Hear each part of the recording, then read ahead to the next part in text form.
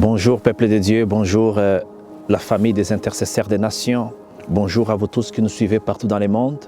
C'est votre frère Hugo en direct du Canada. Bien-aimés dans le Seigneur, aujourd'hui encore nous avons eu l'opportunité, grâce à notre Seigneur Jésus-Christ, de pouvoir vous partager, voire vous communiquer sa parole. Notre thème d'aujourd'hui sans plus tarder, c'est bien « Entrez par la porte étroite ». Alléluia. Mais prions d'abord. Seigneur, je te recommande ces moments entre tes mains. Je te demande de nous précéder dans ce moment de partage de ta parole. Entre, Seigneur, dans la vie de chaque personne qui va écouter cette prédication et viens par ton Esprit Saint, Père, nous éclaircir. Viens nous libérer de tous les mensonges de l'ennemi. Viens toucher nos cœurs et nous libérer de tout doute et de toute puissance qui peut venir nous empêcher d'accepter ta parole. Au nom de Jésus, nous avons prié. Amen. Bien-aimés dans le Seigneur, notre thème, c'est bien « Entrez par la porte étroite ». Il s'agit d'une recommandation, mais il s'agit également d'un ordre. Si nous lisons la parole de Dieu dans le livre de Matthieu, chapitre 7, à partir du 13e verset, la parole de Dieu nous dit ceci: « Entrez par la porte étroite. En effet, large est la porte et spacieux est le chemin menant à la perdition. Il y en a beaucoup qui entrent par là, mais étroite est la porte est resserrée et le chemin menant à la vie, et il y en a peu qui les trouvent. » Bien-aimés dans le Seigneur, la parole de Dieu est en train de nous dire que Jésus-Christ lui-même va dire aux Juifs, il va dire à la foule, pendant qu'il était en train de prêcher, en lui disant, écoutez, entrez par la porte étroite. Mais de quelle porte s'agit-il exactement? Il s'agit de cette porte qui mène à la perdition. Il s'agit de cette porte qui mène à la mort. Mais le Christ étant venu pour sauver le monde, étant venu pour guérir, étant venu pour délivrer les captifs, étant venu pour nous montrer les chemins que nous devons suivre, il va dire à la foule, entrez par la porte étroite. Il s'agit d'une porte qui est étroite, que la plupart des gens ne peuvent pas voir ou considérer. Mais la parole de Dieu est en train de nous dire que Christ va dire, c'est cette porte-là qui est essentielle. C'est cette porte-là qui mène à la vie éternelle. Mais cependant, il y en a peu qui les trouvent. Le Christ dit encore que large est la porte qui mène à la perdition. Et il y en a beaucoup qui vont par là. Bien-aimés dans le Seigneur, nous sommes témoins de ce que le Christ était en train de parler en parabole.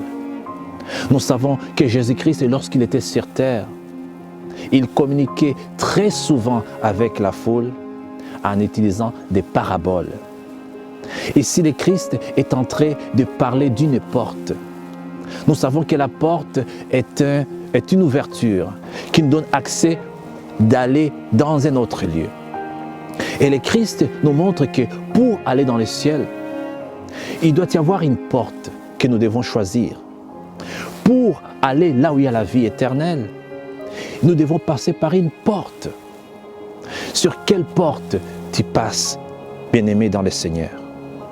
Il y en a beaucoup qui passent par les portes de la perdition. Regardons aujourd'hui, le monde est toujours emporté par des choses qui ne donnent pas la vie. Plusieurs personnes sont emportées par la drogue, malgré que la drogue les tue. Plusieurs personnes sont emportées par la jalousie. Plusieurs personnes sont emportées par toutes sortes d'amusements, par les désirs de la chair, la fornication, l'adultère, la haine, la colère. Plusieurs personnes sont remplies de toutes sortes de haines jusqu'au point même de tuer leurs prochains. Voilà ce que le Christ a dit. Large est la porte, spacieux est le chemin qui mène à la perdition, et il y en a beaucoup qui se dirigent par là. Beaucoup se dirigent dans la drogue, beaucoup se dirigent dans la fornication, beaucoup se dirigent dans toutes sortes d'amusements. Bien-aimés dans le Seigneur, peux-tu simplement demander au Saint-Esprit de t'aider à regarder sur quel chemin tu marches, sur quelle porte tu as passé. Car la parole de Dieu nous dit que la porte qui mène à la vie éternelle, la porte qui nous mène vers la volonté de Dieu, il y en a peu seulement qui la trouvent. Il y en a peu seulement qui passent par là. Aujourd'hui, beaucoup de gens ne considèrent pas la parole de Dieu. Beaucoup de gens préfèrent écouter toutes sortes d'amusements sur Internet, sur YouTube, sur Facebook, les Netflix et sur des sites Internet. Mais ils négligent même de passer ne fût-ce que 5 minutes pour connaître la volonté de Dieu.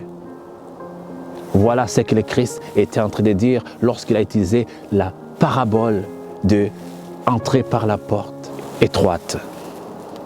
Bien-aimés, la parole de Dieu nous dit dans le livre de Jean chapitre 3, verset 16, « Car Dieu a tant aimé le monde qu'il a donné à son Fils unique, afin que quiconque croit en lui ne périsse pas, mais qu'il puisse obtenir la vie éternelle. » Le Christ, ayant la mission de venir sauver le monde et non pas de juger le monde, il va dire à la foule, « Je vous recommande, entrez par la porte étroite, entre autres, entrez par la porte qui mène à la vie éternelle. » Cette porte est étroite.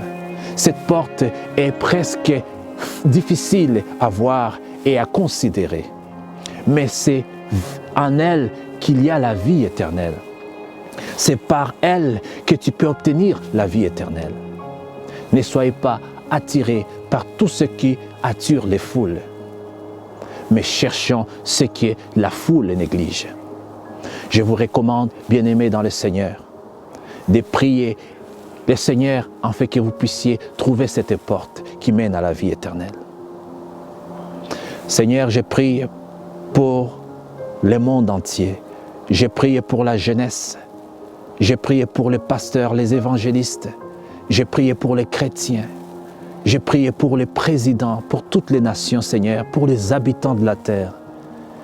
Jésus, aide-nous à trouver cette porte étroite qui mène à la vie éternelle.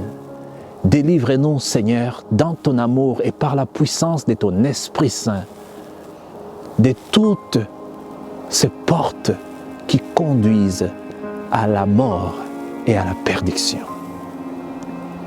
Seigneur, nous savons que tu es venu dans le monde pour sauver le monde. Tu nous as appelés en tant que les intercesseurs des nations d'intercéder pour les nations. J'ai prié pour les âmes égarées. J'ai prié pour chaque personne qui n'a pas encore rencontré le Christ. J'ai prié pour ces personnes, Seigneur, qui vivent dans le péché. J'ai prié pour les évangélistes, ainsi que tous les hommes et les femmes qui te servent. Aide-nous, Seigneur, de trouver cette porte étroite et de la considérer. C'est dans le nom de Jésus que je prie. Amen. Bien-aimés dans le Seigneur, si vous n'avez pas encore accepté le Christ dans votre vie, je vous invite à faire cette prière. Dis, Seigneur Jésus, je t'invite dans ma vie. Sois le Seigneur et le Sauveur de ma vie personnelle. Je te confesse comme roi. Je te confesse comme Sauveur. Guide-moi à partir d'aujourd'hui. Pardonne mes péchés, mes fautes, voire toutes mes iniquités. Lave-moi par ton sang. Au nom de Jésus-Christ, Amen. Bien-aimés dans le Seigneur, si vous avez fait cette prière, sachez que c'est par la foi qu'on devient fils et fille de Dieu. Je vous recommande, par l'amour de notre Seigneur, de prier le Saint-Esprit, car il vit en vous maintenant, de vous orienter, de vous guider dans une église où vous allez voir le pasteur et dites-lui que vous avez accepté le Christ comme le Seigneur et le Sauveur de votre vie. Faites-vous baptiser au nom du Père et du Fils et du Saint-Esprit et fraternisez avec les frères et sœurs et priez continuellement. Seigneur, je prie pour chaque personne qui a fait cette prière. Laisse que ton esprit les guide, ton esprit les protège et que tu les délivres de tous les mal et de toutes les tentations. Au nom de Jésus-Christ, Amen.